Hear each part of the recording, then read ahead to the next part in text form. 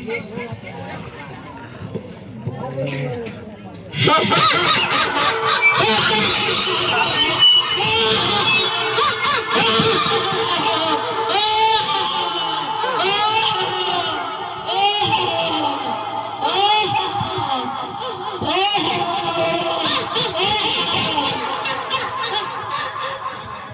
अजीज भाइयों, आप लोगों को मालूम है कि मैं शैतान हूँ, मैं इब्लिस लईन हूँ। मेरे तारुफ के लिए बस इतना ही काफी है कि मैं आपके जद्दे अमजद दादा और दादी होगा को जन्नत से निकालने का जरिया होना, जिनकी वजह से अल्लाह के दरबार में मेरे गले में लानत का तोप पड़ा और उनके गले में महबूबियत का हार पड़ा। अब मेरा काम पूरी औलादे आदम को जन्नत के रास्ते से हटाकर दोजख के रास्ते की तरफ लाना है, और उसके लिए मैंने पूरी दुनिया में अपने चेलों और शागिदों को जाने वाने की तरफ फैला रखा है, जो दिन भर अपने अपने काम में मशगूल रहते हैं और शाम को आकर मेरे सामने अपनी कारगुजारी पेश करते हैं, और फिर मैं उन्हें उनके काम के मुताबिक एजाज़ इकराम और कुर्बत से नवाजता हूँ। और आपको यह भी बता दूं कि अमेरिका और उसके हमनामा ममालिक मेरे चेले हैं, जो मुसलमानों को दिन से हटाने में कोई कसर नहीं छोड़ते हैं। इसलिए मैं कहता हूँ कि आपके सामने कारगुजारी लो, तो आइए बिना बेकिसी ताकीर तमहीद के इनमें से चंद की कारगुजारी आपके सामने बारी बारी से पेश करता हूँ। चेला नंबर 1,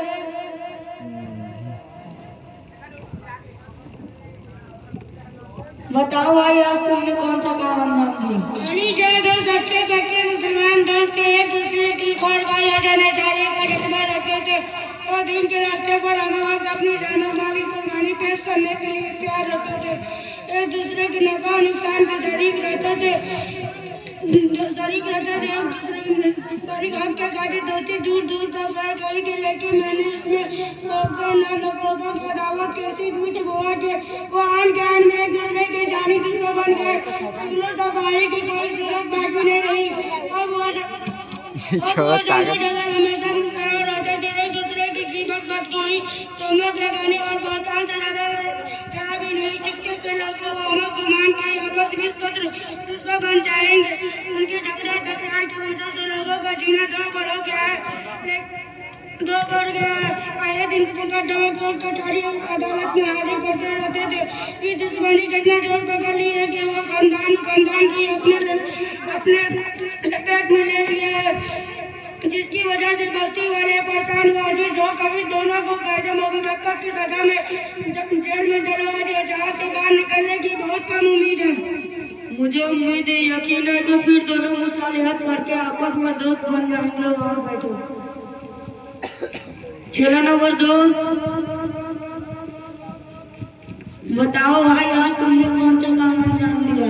जहाँ पढ़ा मैं कई रोज से एक जहीन और होनियार तालिबे इल्म के ताक में बड़ा हुआ था। मैं उसे अपनी पकड़ में लेने और अपने तरफ मायल करने का पूरा कोशिश कर चुका था, लेकिन वो बंदे मेरे जाल में फंसने और थोड़ा सा भी लचक दिखाने को तैयार नहीं था। आज से वो इत्तेफाक से मेरी उससे मुलाकात हुई। मैं उसे वरगलाने और फुसलाने लगा। मैं उसे कहा, देखो भाई, पढ़ाई उड़ाई से कुछ मिलने वाला नहीं है। एक तो मदरसा मकतब कोई कानूनी, ऊपर से उस्ताद की पिटाई। अरे बाप रे बाप, फिर कोर्ट कर निकलने के बाद इतनी महंगा और तनख्वाह कम, इसीलिए तेजी के बेले को मानिंद मत बनो, जिसे तमाम दिन के सफर का वही देख रहे हैं कि एक क्रिकेट खिलाड़ी एक दिन में लाखों रुपए कमा रहे हैं और उसके गार्जियन खेती बाड़ी मजदूरी कर रहे हैं। और मेरी गरज ऐसा काम करो कि वक्त कम और रुपए ज्यादा मिले। मेरी बात सुनकर आप बहुत खुश होंगे और मेरा शुक्रिया अदा किएंगे। मैं हमेशा तक दीनी व पढ़ाई खराब कर दिया। शाबाश शाबाश, आओ मेरे करीब बैठो। जी मौला साहब, ऐसा कौन सा अहम काम कर दिया? कौन से सरकार के पेड़ लगे हुए हैं जितनी अजमतों मंजिलें तय कर दी? मेरे अजीज भाइयों, तुम लोगों के एतराज आकर मैंने इस साथी का रुतबा क्यों बढ़ाया?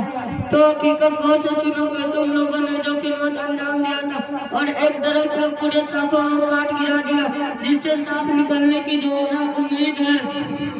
दोस्तों, आप लोगों को मालूम होगा कि कुरान करीम अल्लाह अलिक का कितना बड़ा मकाम है।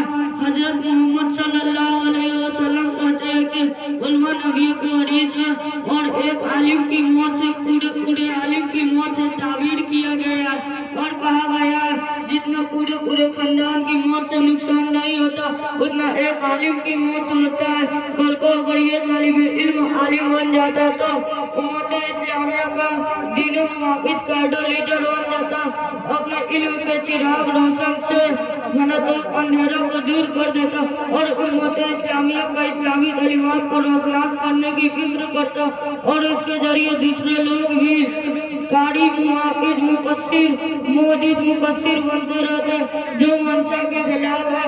और इस साथी ने हजारों आदमी को दिन की बातें से महात्मा कर दिया, जिसको हमेशा के लिए बंद कर दिया और अपने सर बुलंदी और सरफराजी का राज तुम ही फैसला करोगे।